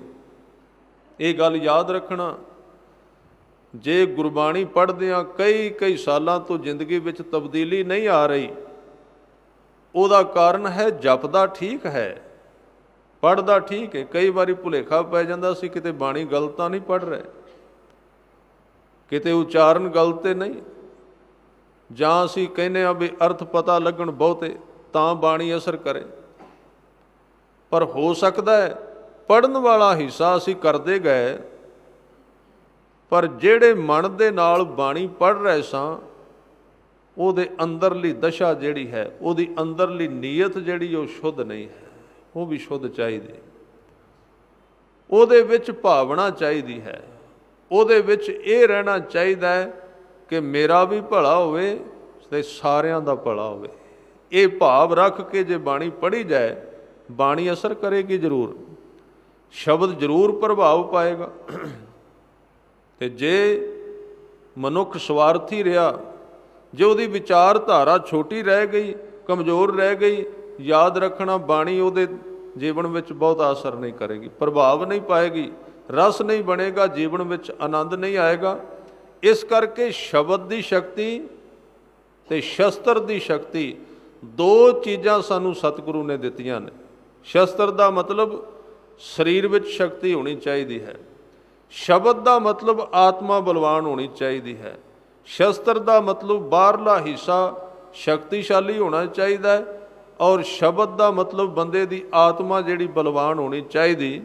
ਮੈਂ ਬੇਨਤੀ ਸਾਂਝੀ ਕਰ ਰਿਹਾ ਸੀ, ਸਤਿਗੁਰਾਂ ਨੇ ਉਹ ਤੀਰ ਚਲਾਇਆ, ਟਾਂਕੇ ਖੁੱਲ੍ਹ ਗਏ, ਪਰ ਬਚਨ ਕੀਤਾ, ਕਹਿਣ ਲੱਗੇ ਸਾਡੇ ਘਰ ਦੇ ਵਿੱਚ, ਕਿਉਂਕਿ ਉਹਨਾਂ ਰਾਜਿਆਂ ਨੇ ਇੱਕ ਮਖੌਲ ਦੇ ਰੂਪ ਵਿੱਚ ਬਚਨ ਕੀਤਾ ਸੀ ਕਿ ਤੁਸੀਂ ਇਹ ਸ਼ਸਤਰ ਜਿਹੜੇ ਨੇ ਕੇਵਲ ਵਿਖਾਉਣ ਵਾਸਤੇ ਰੱਖੇ ਨੇ। ਸਤਿਗੁਰਾਂ ਨੇ ਕਿਹਾ ਨਹੀਂ, ਅਸੀਂ ਨਾ ਸ਼ਸਤਰ ਵਿਖਾਉਣ ਲਈ ਰੱਖੇ ਨੇ, ਨਾ ਗਿਆਨ ਸੁਣਾਉਣ ਲਈ ਰੱਖਿਆ ਇਕੱਲਾ, ਇਹਨੂੰ ਅਸੀਂ ਜ਼ਿੰਦਗੀ ਵਿੱਚ ਕਮਾਉਂਦੇ ਹਾਂ। ਜਿੰਨਾ ਚਿਰ ਇਹ ਕਮਾਏ ਨਾ ਗਏ, ਉਹਨਾਂ ਚਿਰ ਇਹਨਾਂ ਦਾ ਚਲਾਉਣਾ, ਇਹਨਾਂ ਦਾ ਰੱਖਣਾ ਕਿਸੇ ਕੰਮ ਨਹੀਂ। ਲੋੜ ਵਾਸਤੇ ਇਹਨਾਂ ਨੂੰ ਵਰਤਿਆ ਜਾ ਸਕਦਾ, ਗਿਆਨ ਵੀ ਵਰਤਣ ਵਾਸਤੇ ਹੈ। ਤਾਂ ਹਜ਼ੂਰ ਨੇ ਜਿਹੜਾ ਉਪਦੇਸ਼ ਦਿੱਤਾ ਹੈ, ਸ਼ਕਤੀ ਦਾ, ਸ਼ਕਤੀਸ਼ਾਲੀ ਹੋਣਾ ਅਤ ਜ਼ਰੂਰੀ ਹੈ। ਤੇ ਸਭ ਤੋਂ ਵੱਡੀ ਸ਼ਕਤੀ ਦਿੱਤੀ, ਕਹਿਣ ਲੱਗੇ ਅਮਿਤੋਜ ਕਹੇ ਜਾ, ਅਮਿਤੋਜ ਕਹਿੰਦੇ ਨੇ ਸ਼ਕਤੀ, ਉਹਦੇ ਨਾਮ ਦੇ ਵਿੱਚ ਬੜੀ ਤਾਕਤ ਹੈ, ਬੜੀ ਸ਼ਕਤੀ ਹੈ। ਮੈਂ ਗੁਰੂ ਅਰਜਨ ਦੇਵ ਜੀ ਦਾ ਬਚਨ ਸਾਂਝਾ ਕਰ ਰਿਹਾ ਸੀ, ਹਜ਼ੂਰ ਕਹਿੰਦੇ ਨੇ ਨੀਕੀ ਕੀਰੀ ਮੈਂ ਕੱਲ ਰੱਖ ਹੈ। ਕੀੜੀ ਦਾ ਅਰਥ ਹੈ ਕਮਜ਼ੋਰ ਆਦਮੀ। ਜੇ ਕਿਸੇ ਕਮਜ਼ੋਰ ਬੰਦੇ ਦੇ ਵਿੱਚ ਆਪਣੀ ਕਲਾ ਭਰਦਾ ਉਹ ਸ਼ਬਦ ਦੀ, ਸਰੀਰਾਂ ਦੀ ਗੱਲ ਨਹੀਂ। ਤੁਸੀਂ ਇਤਿਹਾਸ ਵਿੱਚ ਵੇਖੋ, ਗੁਰੂ ਅਰਜਨ ਦੇਵ ਜੀ ਦਾ ਇੱਕ ਸ਼ਬਦ ਹੈ, ਜਿਹੜੇ ਬਿਲਕੁਲ ਢੱਠੇ ਹੋਏ ਲੋਕ, ਡਿੱਗੇ ਹੋਏ, ਸ਼ਬਦ ਨਾਲ ਜੁੜੇ ਨਹੀਂ, ਜ਼ਿੰਦਗੀ ਵਿੱਚ ਕਲਾ ਵਾਪਰ ਗਏ। ਜਿਨ੍ਹਾਂ ਨੂੰ ਸਮਾਜ ਨੇ ਕਿਹਾ ਸੀ ਇੱਕ ਸਾਈਡ ਤੇ ਲਾ ਦਿੱਤਾ, ਪਾਸੇ ਕਰ ਦਿੱਤਾ, ਬਿਲਕੁਲ ਨੀਵੇਂ ਚਲੇ ਗਏ, ਔਰ ਸਾਰਾ ਸ਼ਬਦ ਇੱਕ ਇਹਦੇ ਉੱਤੇ ਉਚਾਰਨ ਕਰ ਦਿੱਤਾ ਕਿ ਗੋਬਿੰਦ ਗੋਬਿੰਦ ਗੋਬਿੰਦ ਸੰਗ ਨਾਮ ਦਿਓ ਮਨ ਲੀਨਾ, ਆੜ ਦਾਮ ਕੋ ਛੀਪਰੋ ਹੋਇਓ ਲਾਖੀਨਾ। ਆੜ ਦਾਮ ਕਹਿੰਦੇ ਨੇ ਅੱਧੀ ਕੌਡੀ ਦਾ ਛੀਂਬਾ, ਜਿਹਨੂੰ ਲੋਕ ਕਹਿੰਦੇ ਸਨ ਭਗਤ ਨਾਮਦੇਵ ਜੀ ਨੂੰ, ਉਹ ਲੱਖਾਂ ਦਾ ਹੋ ਗਿਆ। ਕਿਵੇਂ ਹੋਇਆ? ਗੋਬਿੰਦ ਗੋਬਿੰਦ ਗੋਬਿੰਦ ਸੰਗ ਨਾਮ ਦਿਓ ਮਨ ਲੀਨਾ। ਜਦੋਂ ਮਨ ਜੁੜਿਆ, ਗੱਲ ਜੁੜਨ ਦੀ ਹੈ। ਜਿਨ੍ਹਾਂ ਦਾ ਜੀਵਨ ਇੱਕ ਨਾਮ ਨਾਲ, ਸ਼ਬਦ ਨਾਲ, ਗੁਰੂ ਚਰਨਾਂ ਨਾਲ ਜੁੜ ਗਿਆ, ਨਿਮਾਨ ਤੋਂ ਉਚਾਈ ਤੇ ਚਲੇ ਗਏ। ਗੋਬਿੰਦ ਗੋਬਿੰਦ ਗੋਬਿੰਦ ਸੰਗ ਨਾਮ ਦਿਓ ਮਨ ਲੀਨਾ, ਆੜ ਦਾਮ ਕੋ ਛੀਪਰੋ ਹੋਇਓ ਲਾਖੀਨਾ। ਬੁਣਨਾ ਤਣਨਾ ਤਿਆਗ ਕੈ ਪ੍ਰੀਤ ਚਰਨ ਕਬੀਰਾ। ਕਬੀਰ ਨੇ ਪ੍ਰੀਤ ਲਾਈ ਰੱਬ ਨਾਲ। ਇਹ ਸਾਰਾ ਸ਼ਬਦ ਉਹਨਾਂ ਭਗਤਾਂ ਦੇ ਜੀਵਨ ਦਾ ਵਰਣਨ ਹੈ ਜਿਨ੍ਹਾਂ ਨੂੰ ਲੋਕ ਬਿਲਕੁਲ ਨਿਵਾਣ ਵੱਲ ਜਾਣਦੇ ਸਨ, ਨੀਵਾਂ, ਜਿਨ੍ਹਾਂ ਦੀ ਕ੍ਰਿਤ ਵੀ ਮਾੜੀ ਸਮਝਦੇ ਸਨ। ਕੋਈ ਪਸ਼ੂ ਢੋਂਦਾ ਮਰੇ ਹੋਏ, ਕੋਈ ਖੱਡੀ ਬੁਣਦਾ ਹੈ, ਕੋਈ ਕੱਪੜੇ ਰੰਗਦਾ ਹੈ, ਕੋਈ ਇੱਕ ਦੂਜੇ ਦੇ ਸੁਨੇਹੇ ਦਿੰਦਾ ਹੈ, ਕੋਈ ਮੱਝਾਂ ਚਾਰਦਾ ਹੈ। ਇਹ ਸਾਰੇ ਕਿਤੇ ਉਹਨਾਂ ਦੇ ਗਿਣੇ ਗੁਰੂ ਅਰਜਨ ਦੇਵ ਜੀ ਨੇ। ਤੇ ਬਚਨ ਕੀਤੇ ਕਹਿੰਦੇ, ਬੁਣ ਨਾ ਤਨ ਨਾ ਤਿਆਗ ਕੈ, ਪ੍ਰੀਤ ਚਰਨ ਕਬੀਰਾ, ਨੀਚ ਕੁਲਾ ਜੁਲਾਹਰਾ, ਭਇਓ ਗੁਣੀ ਗਹੀਰਾ। ਜਿਹਨੂੰ ਲੋਕ ਕਹਿੰਦੇ ਸਨ ਇਹਦੀ ਕੁਲ ਨੀਵੀਂ ਹੈ, ਉਹਦੇ ਅੰਦਰ ਖਜ਼ਾਨੇ ਭਰੇ ਗਏ। ਅਗਲੇ ਭਗਤ ਦਾ ਵਰਣਨ ਕੀਤਾ ਗੁਰੂ ਅਰਜਨ ਦੇਵ ਜੀ ਨੇ, ਕਹਿੰਦੇ ਸੈਨ ਨਾਈ ਬੁਤਕਾਰੀਆ, ਉਹ ਘਰ ਘਰ ਸੁਣਿਆ, ਹਿਰਦੈ ਵਸਿਆ ਪਾਰ ਬ੍ਰਹਮ, ਭਗਤਾਂ ਮੈਂ ਗਣਿਆ। ਸੈਣ ਨਾਈ ਦਾ ਜ਼ਿਕਰ ਆਉਂਦਾ ਹੈ। ਕੰਮ ਕੀ ਸੀ? ਬੁਤਕਾਰੀਆ। ਬੁਤਕਾਰੀਆ ਦਾ ਮਤਲਬ ਕਿਸੇ ਘਰ ਵਿੱਚ ਵਿਆਹ ਸ਼ਾਦੀ ਹੈ, ਉਹ ਸੈਣ ਨੂੰ ਸੱਦ ਲੈਂਦਾ ਸੀ, ਆ ਚਿੱਠੀਆਂ ਵੰਡ ਕੇ ਆ। ਇਹ ਕੰਮ ਕਰਨੇ, ਇਹ ਕੰਮ ਕਰਨ ਵਾਲਾ ਭਗਤ ਸੈਣ ਜਿੱਦਣ ਇੱਕ ਨਾਲ ਜੁੜ ਗਿਆ, ਜਿੱਦਣ ਹਿਰਦੇ ਵਿੱਚ ਵਸ ਗਿਆ। ਇੱਥੇ ਇੱਕ ਗੱਲ ਜ਼ਰੂਰ ਯਾਦ ਰੱਖਣੀ, ਇਹ ਮੈਂ ਜਿਹੜਾ ਸ਼ਬਦ ਪੜ੍ਹ ਰਿਹਾ, ਇਹਦੇ ਵਿੱਚ ਨਾਮ ਦੀਆਂ ਅਖੀਰਲੀਆਂ ਸਟੇਜਾਂ ਦਾ ਜ਼ਿਕਰ ਕੀਤਾ ਗਿਆ ਹੈ।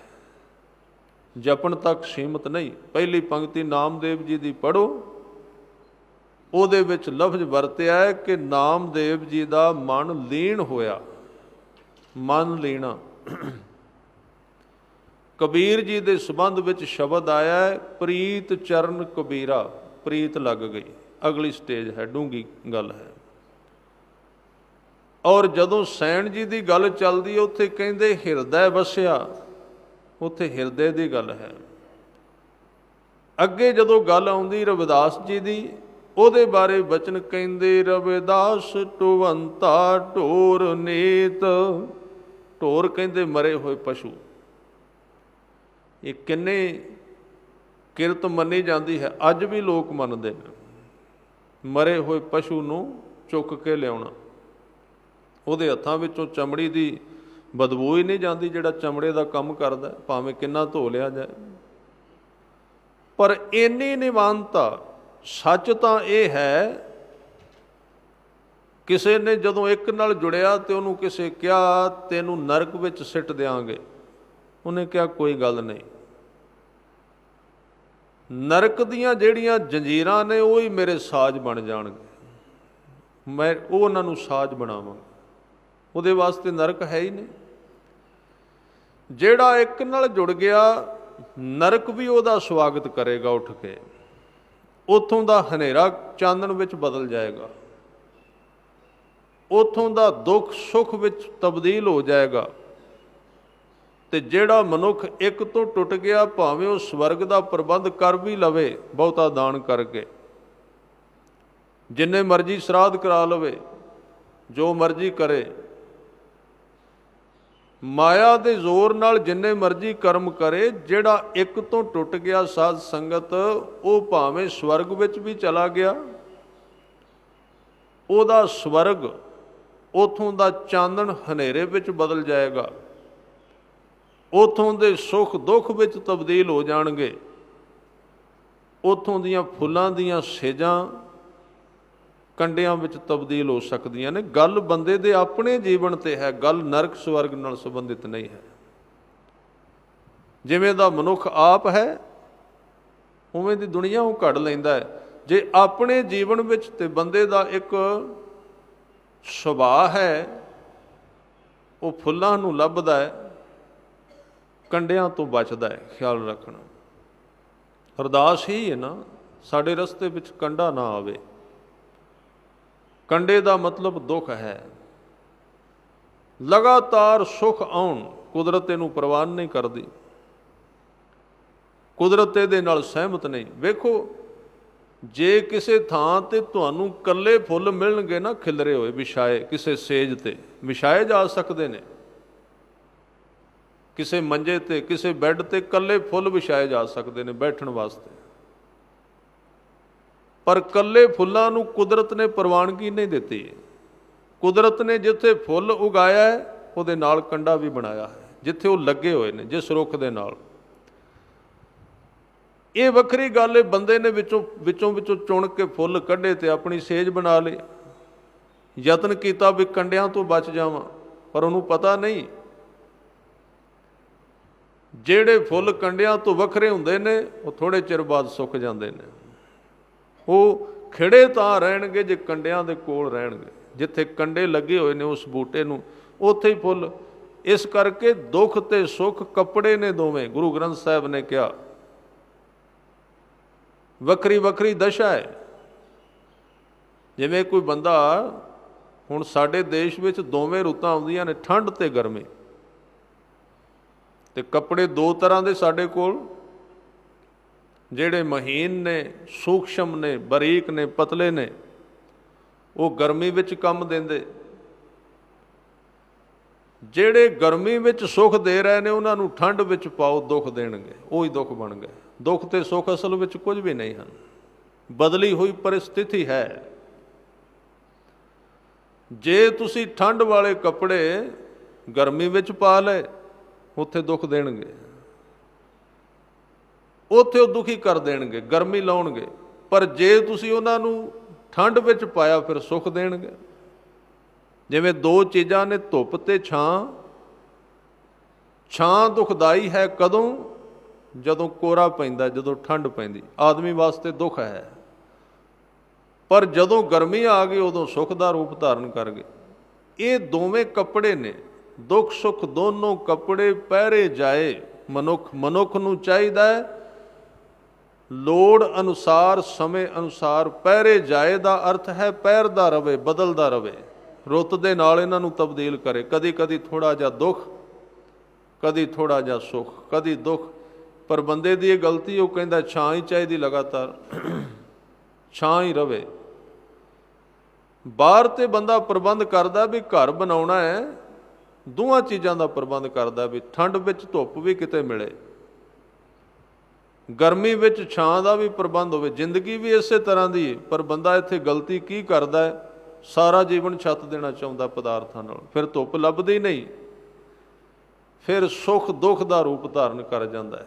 ਜਿਹਨੂੰ ਸੁੱਖ ਕਰਕੇ ਪਾਇਆ ਸੀ, ਜਿਹਨੂੰ ਸੁੱਖ ਸਮਝ ਕੇ ਸਾਰੇ ਦਾ ਸਾਰਾ ਪ੍ਰਾਪਤ ਕਰ ਲਿਆ ਸੀ, ਉਹ ਦੁੱਖ ਦਾ ਰੂਪ ਧਾਰਨ ਕਰ ਗਿਆ। ਇਸ ਕਰਕੇ ਜ਼ਿੰਦਗੀ ਵਿਰੋਧੀ ਹੈ। ਜੇ ਜੀਵਨ ਦਾ ਆਨੰਦ ਲੈਣਾ ਹੈ, ਦੋਵੇਂ ਵਿਰੋਧੀ ਤੱਤ ਹੋਣਗੇ, ਜੀਵਨ ਸੁਖੀ ਤਾਂ ਰਹੇਗਾ। ਜੇ ਲਗਾਤਾਰ ਸੁਖ ਰਿਹਾ ਤਾਂ ਵੀ ਉਹ ਸੁੱਖ ਨਹੀਂ ਰਹੇਗਾ, ਤੇ ਲਗਾਤਾਰ ਦੁੱਖ ਰਹਿਣਾ ਹੈ ਤੇ ਕੁਦਰਤ ਨੂੰ ਪ੍ਰਵਾਨ ਹੀ ਨਹੀਂ, ਬਦਲ ਦਿੰਦੀ ਹੈ ਉਸ ਨੂੰ। ਇਸ ਕਰਕੇ ਦੋਵੇਂ ਚੀਜ਼ਾਂ ਨੇ। ਮੈਂ ਬੇਨਤੀ ਕਰ ਰਿਹਾ ਸਾਂ, ਭਗਤ ਰਵਿਦਾਸ, ਉਹਨਾਂ ਦੇ ਬਾਰੇ ਕਿਹਾ ਹੈ, ਕਹਿੰਦੇ ਰਵਿਦਾਸ ਢੁਵੰਤਾ ਢੋਰ ਨਿਤ ਤਿਨ ਤਿਆਗੀ ਮਾਇਆ, ਸੰਸਾਰ ਛੱਡਿਆ। ਰਵਿਦਾਸ ਢੁਵੰਤਾ ਢੋਰ ਨਿਤ ਤਿਨ ਤਿਆਗੀ ਮਾਇਆ, ਉਹਨਾਂ ਦੇ ਜੀਵਨ ਵਿੱਚ ਮਾਇਆ ਤਿਆਗਣ ਕਰਕੇ ਪਰਿਵਰਤਨ ਆ ਗਿਆ, ਤਬਦੀਲੀ ਆ ਗਈ। ਪ੍ਰਗਟ ਹੋਵਾ ਸਾਧ ਸੰਗ, ਹਰ ਦਰਸ਼ਨ ਪਾਇਆ। ਇਹ ਸਾਰੀਆਂ ਚੀਜ਼ਾਂ ਇੱਕ ਜਗਿਆਸੂ ਦੇ ਕੰਮ ਆਉਣ ਵਾਲੀਆਂ ਵੱਖਰੀਆਂ ਵੱਖਰੀਆਂ ਚੀਜ਼ਾਂ ਗੁਰੂ ਸਾਹਿਬ ਨੇ ਲਿਖੀਆਂ ਨੇ। ਤੇ ਅਖੀਰ ਤੇ ਬਚਨ ਕੀਤਾ, ਕਹਿਣ ਲੱਗੇ ਇਹ ਬਿਦ ਸੁਣ ਕੈ ਜਾਟ ਰੂ ਉਠ ਭਗਤੀ ਲਾਗਾ, ਮਿਲੇ ਪਰਤਖ ਗੁਸਾਈਆਂ ਧੰਨਾ ਵੱਡ ਭਾਗਾ। ਧੰਨੇ ਨੂੰ ਇੰਨੀ ਜਲਦੀ ਕਿਉਂ ਮਿਲਿਆ, ਇਹ ਗੁਰੂ ਅਰਜਨ ਦੇਵ ਜੀ ਨੇ ਦੱਸ ਦਿੱਤਾ ਹੈ। ਪਿੱਛੇ ਸ਼ਬਦ ਹੈ ਵੱਡ ਭਾਗਾ। ਉਹਦੇ ਭਾਗਾਂ ਦਾ ਭਾਂਡਾ ਹੀ ਇੰਨਾ ਭਰਿਆ ਗਿਆ ਸੀ ਕਿ ਹੁਣ ਰੱਬ ਨੂੰ ਮਿਲਣਾ ਹੀ ਪੈਣਾ ਸੀ। ਜਦੋਂ ਬੰਦੇ ਦੇ ਭਾਗ ਬਿਲਕੁਲ ਸੰਪੂਰਨ ਹੋ ਜਾਣ ਨਾ, ਉਹ ਕੋਈ ਯਤਨ ਨਾ ਕਰੇ, ਬਿਲਕੁਲ ਕੰਧਾਂ ਵਿੱਚੋਂ ਪ੍ਰਗਟ ਹੋਣ ਲੱਗ ਜਾਏਗਾ। ਉਹਨੂੰ ਯਤਨ ਨਹੀਂ ਕਰਨਾ ਪੈਂਦਾ। ਇਸ ਕਰਕੇ ਕਹਿੰਦੇ ਫਲਾਣੇ ਬੰਦੇ ਦਾ ਮਨ ਜਲਦੀ ਟਿਕ ਗਿਆ। ਐਵੇਂ ਨਹੀਂ ਟਿਕਿਆ। ਕੋਈ ਪੈਰ ਥੱਲੇ ਬਟੇਰਾ ਨਹੀਂ ਹੁੰਦਾ ਕਿਸੇ ਦੇ, ਵੈਸੇ ਕਹਿੰਦੇ ਨੇ ਜਲਦੀ ਹੋ ਗਿਆ।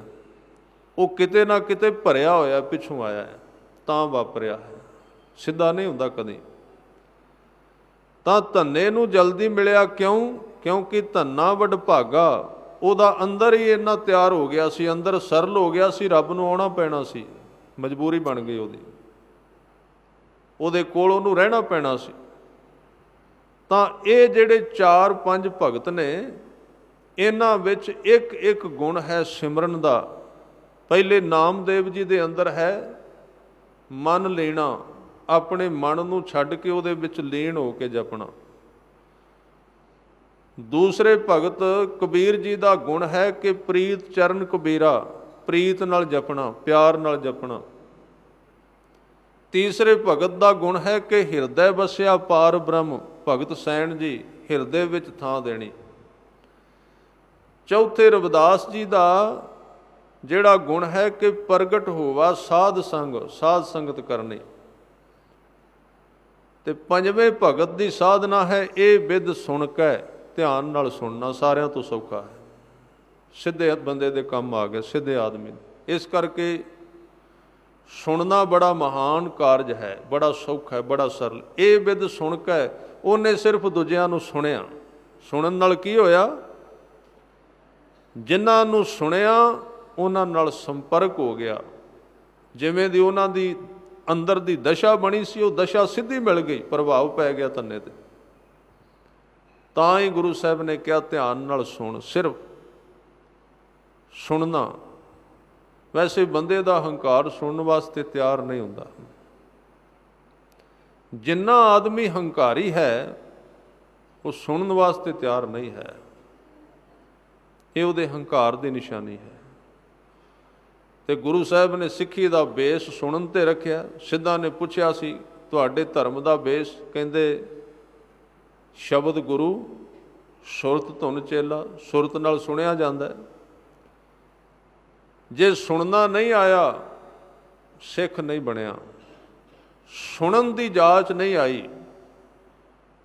ਸੁਣਨ ਦਾ ਮਤਲਬ ਹੈ ਕਿ ਸਿੱਖ ਆਪਣੇ ਸਰੀਰ ਨੂੰ ਸੂਈ ਦੇ ਨੱਕੇ ਵਿੱਚੋਂ ਕੱਢਦਾ ਹੈ, ਉਹ ਸੁਣ ਰਿਹਾ ਹੈ, ਦੂਸਰਾ ਨਹੀਂ ਸੁਣਦਾ। ਦੂਜੇ ਨੂੰ ਸੁਣਨ ਦੀ ਜਾਚ ਹੀ ਨਹੀਂ ਆਈ। ਸੁਣਦਿਆਂ ਸੁਣਦਿਆਂ ਸਰੋਤ ਵਿੱਚ ਇੰਨਾ ਧਿਆਨ ਚਲਾ ਜਾਏ ਵੀ ਦੇਹ ਭੁੱਲ ਜਾਏ, ਬੰਦੇ ਨੂੰ ਸਰੀਰ ਹੀ ਭੁੱਲ ਜਾਏ। ਤੇ ਜੇ ਦੇਹ, ਜਿੰਨੀ ਦੇਹ ਨਹੀਂ ਭੁੱਲਦੀ, ਜਿੰਨਾ ਸਰੀਰ ਵਿੱਚ ਮਨ ਰਹਿੰਦਾ, ਜਿੰਨਾ ਘੜੀ ਵੱਲ ਤੱਕਦਾ, ਜਿੰਨਾ ਇੱਧਰ ਵਹਿੰਦਾ ਉੱਧਰ, ਸਮਝ ਲਓ ਪੂਰਾ ਨਹੀਂ ਸੁਣ ਰਿਹਾ ਹੈ। ਸੁਣ ਜ਼ਰੂਰ ਰਿਹਾ ਹੈ ਪਰ ਉਹਦੀ ਸੁਰਤ ਦਾ 10-20% ਸੁਣਦਾ ਤੇ ਉਹਨਾਂ ਕੋਈ ਲਾਭ ਮਿਲਦਾ, ਬਸ ਉਨੀ ਕੁ ਪ੍ਰਾਪਤੀ ਹੈ। ਇਸ ਕਰਕੇ ਪੂਰਾ ਨਹੀਂ ਹੁੰਦਾ, ਮਨ ਖਿਲਰਿਆ ਹੋਇਆ। ਇਹ ਬਿਧ ਸੁਣ ਕੇ ਜਾਟਰੂ ਉੱਠ ਭਗਤੀ ਲਾਗਾ, ਮਿਲੇ ਪ੍ਰਤੱਖ ਗੁਸਾਈਆਂ ਧੰਨਾ ਵਡਭਾਗਾ। ਐਸਾ ਸ਼ਕਤੀਸ਼ਾਲੀ ਅਕਾਲ ਪੁਰਖ ਵਾਹਿਗੁਰੂ ਜਿਹੜਾ ਨੀਵਿਆਂ ਨੂੰ ਉੱਚਾ ਕਰ ਦਿੰਦਾ ਹੈ। ਕਲਗੀਧਰ ਪਾਤਸ਼ਾਹ ਕਹਿੰਦੇ ਅਮਿਤੋਜ ਕਹੇਜੈ। ਉਹਦੀ ਸ਼ਕਤੀ ਬੜੀ ਮਹਾਨ ਹੈ, ਉਹਦੀ ਤਾਕਤ ਬੜੀ ਵੱਡੀ ਹੈ।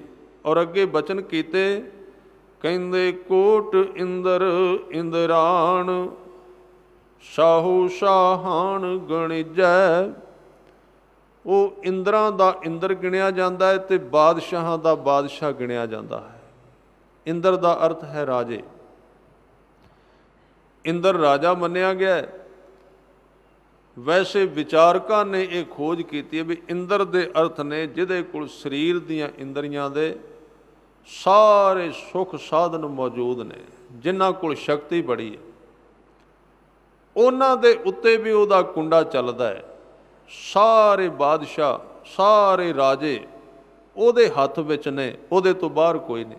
ਜਿਹਨੂੰ ਚਾਹੇ ਜਿੱਥੇ ਕਰਕੇ ਉਹਨੇ ਬਿਠਾਉਣਾ ਉੱਥੇ ਬਿਠਾ ਦਿੰਦਾ, ਖੜਾ ਕਰ ਦਿੰਦਾ। ਸਾਰੀਆਂ ਸ਼ਕਤੀਆਂ ਉਹਨੇ ਆਪਣੇ ਹੱਥਾਂ ਵਿੱਚ ਰੱਖੀਆਂ ਹੋਈਆਂ ਨੇ, ਇਸ ਕਰਕੇ ਬਦਲ ਸਕਦਾ ਹੈ। ਇਸ ਲਈ ਸਿੱਖ ਛੋਟਿਆਂ ਛੋਟਿਆਂ ਨਾਲ ਦੋਸਤੀ ਨਹੀਂ ਪਾਉਂਦਾ ਜਿਹੜੇ ਬਦਲਦੇ ਨਹੀਂ, ਜਿਹੜੇ ਲਕੀਰਾਂ ਵਿੱਚ ਫਸੇ ਹੋਏ ਨੇ, ਜਿਹੜੇ ਹੱਥਾਂ ਦੀਆਂ ਲਕੀਰਾਂ, ਜਿਹਨੂੰ ਕੱਲ੍ਹ ਆਪਾਂ ਵਰਣਨ ਕੀਤਾ ਸੀ ਚੱਕਰ ਚਿਹਨ, ਉਹ ਹੱਥਾਂ ਦੀਆਂ ਲਕੀਰਾਂ ਦੇ ਅਧੀਨ ਨਹੀਂ। ਰੱਬ ਕਿਸਮਤ ਤੋਂ ਬਾਹਰ ਹੈ, ਉਹ ਕਿਸਮਤ ਦੀ ਕੈਦ ਵਿੱਚ ਨਹੀਂ ਆਉਂਦਾ। ਉਹ ਸਭ ਚੀਜ਼ਾਂ ਤੋਂ ਉੱਚਾ ਹੈ। ਔਰ ਇੱਥੋਂ ਤੱਕ ਕਹਿ ਦਿੱਤਾ, ਇੱਕ ਸ਼ਬਦ ਆਉਂਦਾ ਗੁਰੂ ਨਾਨਕ ਸਾਹਿਬ ਜੀ ਦਾ, ਉਹ ਕਹਿੰਦੇ ਸ਼ੀਹਾਂ ਬਾਜਾਂ ਚਰਗਾਂ ਕੂਈਆਂ ਇਹਨਾਂ ਖਵਾਲੇ ਘਾਹ। ਇਹ ਜਿੰਨੇ ਜਾਨਵਰ ਨੇ ਇਹਨਾਂ ਦਾ ਕੰਮ ਹੈ ਸ਼ਿਕਾਰ ਕਰਨਾ ਤੇ ਮਾਸ ਖਾਣਾ। ਸ਼ੀਹਾਂ, ਸ਼ੀਹਾਂ ਦੇ ਅਰਥ ਨੇ ਸ਼ੇਰ। ਸ਼ੀਹਾਂ ਬਾਜਾਂ ਚਰਗਾਂ ਕੂਹੀਆਂ, ਇਹ ਜਾਨਵਰਾਂ ਦੇ ਨਾਮ ਨੇ।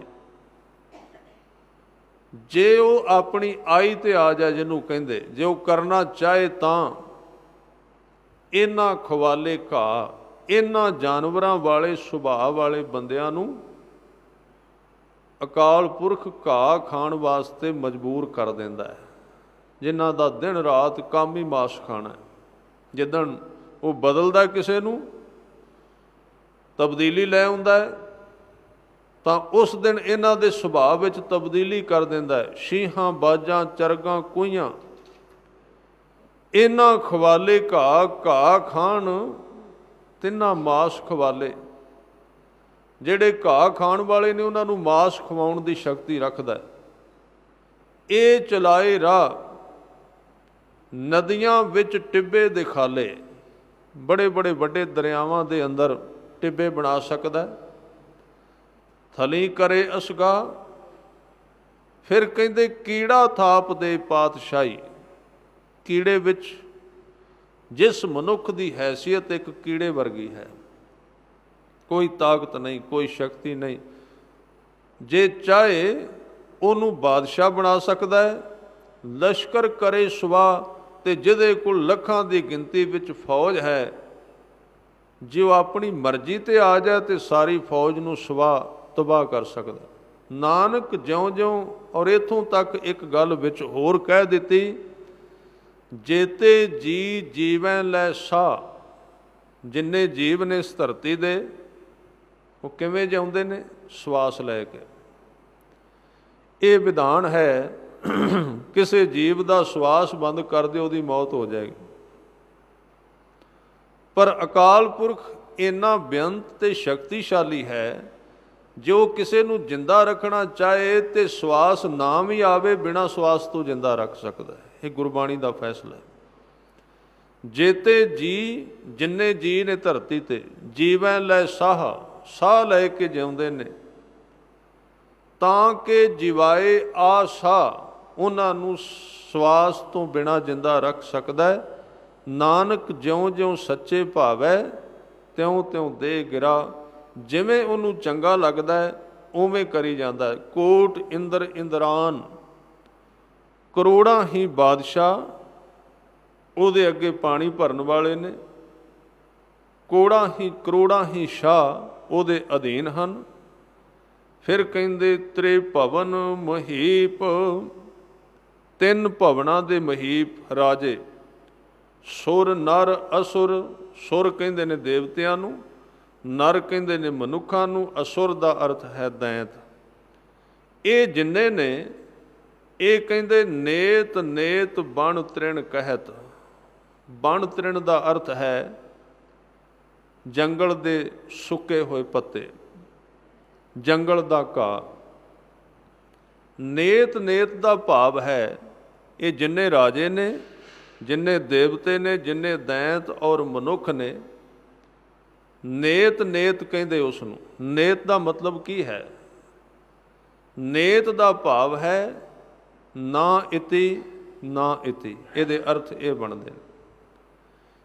ਇਤ ਦਾ ਭਾਵ ਹੈ ਵੀ ਇੱਥੋਂ ਤੱਕ, ਜਿਵੇਂ ਤੁਸੀਂ ਕੋਈ ਲੇਖ ਪੜ੍ਹੋਗੇ ਨਾ, ਜਿੱਥੇ ਲੇਖ ਦੀ ਸਮਾਪਤੀ ਹੁੰਦੀ ਹੈ, ਉਹਦੇ ਪਿੱਛੇ ਲਿਖਿਆ ਹੁੰਦਾ ਇਤੀ। ਇਤੀ ਦਾ ਮਤਲਬ ਇੱਥੇ ਇਹਦੀ ਸਮਾਪਤੀ ਹੋ ਗਈ ਹੈ। ਈੜੀ ਨੂੰ ਸਿਹਾਰੀ ਹੋਵੇਗੀ, ਤੱਤੇ ਨੂੰ ਸਿਹਾਰੀ ਲਿਖੀ ਹੋਵੇਗੀ। ਇਤੀ ਦਾ ਮਤਲਬ ਹੈ ਕਿ ਇਹ ਲੇਖ ਇੱਥੋਂ ਤੱਕ ਸੀ, ਇੱਥੋਂ ਤੱਕ ਲਿਖ ਦਿੱਤਾ ਗਿਆ। ਤੇ ਜਦੋਂ ਉਹਦੇ ਅੱਗੇ ਨਾਂ ਲੱਗ ਜਾਏ, ਉਹਦਾ ਮਤਲਬ ਵੀ ਇੱਥੋਂ ਤੱਕ ਲਿਖਿਆ, ਪਰ ਇੱਥੋਂ ਸਮਾਪਤ ਨਹੀਂ ਹੁੰਦਾ। ਨਾ ਇਤੀ, ਇਹ ਇੱਥੇ ਸਮਾਪਤ ਨਹੀਂ ਹੋਇਆ। ਕਈਆਂ ਨੇ ਉਹਨੂੰ ਲਿਖਿਆ ਹੈ, ਪਰ ਉਹ ਨਾ ਇਤੀ ਹੈ। ਨਾ ਇਤੀ ਦਾ ਮਤਲਬ ਉੱਥੋਂ ਤੱਕ ਨਹੀਂ, ਉਹਦੇ ਤੋਂ ਅੱਗੇ ਹੋਰ ਬਚ ਗਿਆ ਲਿਖਣ ਵਾਲਾ। ਕਈਆਂ ਨੇ ਉਹਦੇ ਬਾਰੇ ਬੋਲਿਆ, ਪਰ ਉਹ ਬੋਲਦੇ ਰਹੇ, ਜਿੰਨਾ ਕੁ ਉਹਨਾਂ ਤੋਂ ਬੋਲਿਆ ਗਿਆ ਬੋਲੇ, ਫਿਰ ਚੁੱਪ ਕਰ ਗਏ।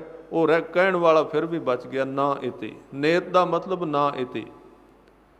ਇਸ ਕਰਕੇ ਇਤਿਹਾਸ ਸ਼ਬਦ ਨਾ ਇਤੀ ਤੋਂ ਬਣਿਆ, ਨੇਤ ਤੋਂ ਬਣਿਆ। ਇਤਿਹਾਸ ਜਿਹੜਾ ਲਫ਼ਜ਼ ਹੈ ਨਾ, ਇਤਿਹਾਸ, ਹਾਸ ਦਾ ਮਤਲਬ ਹੁੰਦਾ ਹੈ ਵਿਅੰਗ। ਵੈਸੇ ਇਤਿਹਾਸ ਜਿਹੜਾ ਲਫ਼ਜ਼ ਹੈ, ਇਹ ਦੱਸਦਾ ਵੀ ਇਤਿਹਾਸ ਥੋੜ੍ਹਾ ਜਿਹਾ ਕਿਸੇ ਚੀਜ਼ ਨੂੰ ਪ੍ਰਗਟ ਕਰਨ ਵਾਸਤੇ ਇੱਕ ਸਿਰਫ ਤੇ ਸਿਰਫ ਅੰਦਾਜ਼ਾ ਲਾ ਕੇ ਲਿਖਿਆ ਗਿਆ ਕਹਾਣੀ ਹੈ, ਉਹਦੇ ਵਿੱਚ ਸਾਰੇ ਦਾ ਸਾਰਾ ਸੱਚ ਨਹੀਂ ਹੁੰਦਾ। ਇਤਿਹਾਸ ਸ਼ਬਦ ਵੀ ਦੱਸਦਾ। ਖੈਰ ਇਹ ਵਿਸ਼ੇ ਬਹੁਤ ਲੰਬੇ ਨੇ। ਨੇਤ ਨੇਤ ਬਣ ਤ੍ਰਿਣ ਕਹਿਤ, ਤਬ ਸਰਬ ਨਾਮ ਕਥੈ ਕਵਣ, ਕਰਮ ਨਾਮ ਵਰਨਤ ਸੁਮਤ। ਉਹਦੇ ਕਰਮ ਨਾਮ ਕਿਹੜੇ ਨੇ ਔਰ ਉਹਦਾ ਆਪਣਾ ਨਾਮ ਕਿਹੜਾ ਹੈ, ਇਹ ਕੱਲ੍ਹ ਦਾ ਵਿਸ਼ਾ ਆਪਾਂ ਵਿਚਾਰਾਂਗੇ। ਦੋ ਤਰ੍ਹਾਂ ਦੇ ਨਾਮ ਆਏ ਨੇ ਜਾਪ ਸਾਹਿਬ ਵਿੱਚ, ਕਰਮ ਨਾਮ ਔਰ ਦੂਸਰਾ ਨਾਮ ਹੈ ਸਤਨਾਮ। ਇਹ ਕਿਹੜੇ ਨੇ, ਇਹਨਾਂ ਦਾ ਵਿਚਾਰ ਕੱਲ੍ਹ ਕੀਤਾ ਜਾਏਗਾ। ਸਮੇਂ ਦੀ ਸਮਾਪਤੀ ਹੈ। ਇੰਨੀਆਂ ਬੇਨਤੀਆਂ ਪ੍ਰਵਾਨ ਹੋਈਆਂ, ਭੁੱਲਾਂ ਚੁੱਕਾਂ ਦੀ ਖਿਮਾ। ਵਾਹਿਗੁਰੂ ਜੀ ਕਾ ਖਾਲਸਾ, ਵਾਹਿਗੁਰੂ ਜੀ ਕੀ ਫਤਿਹ।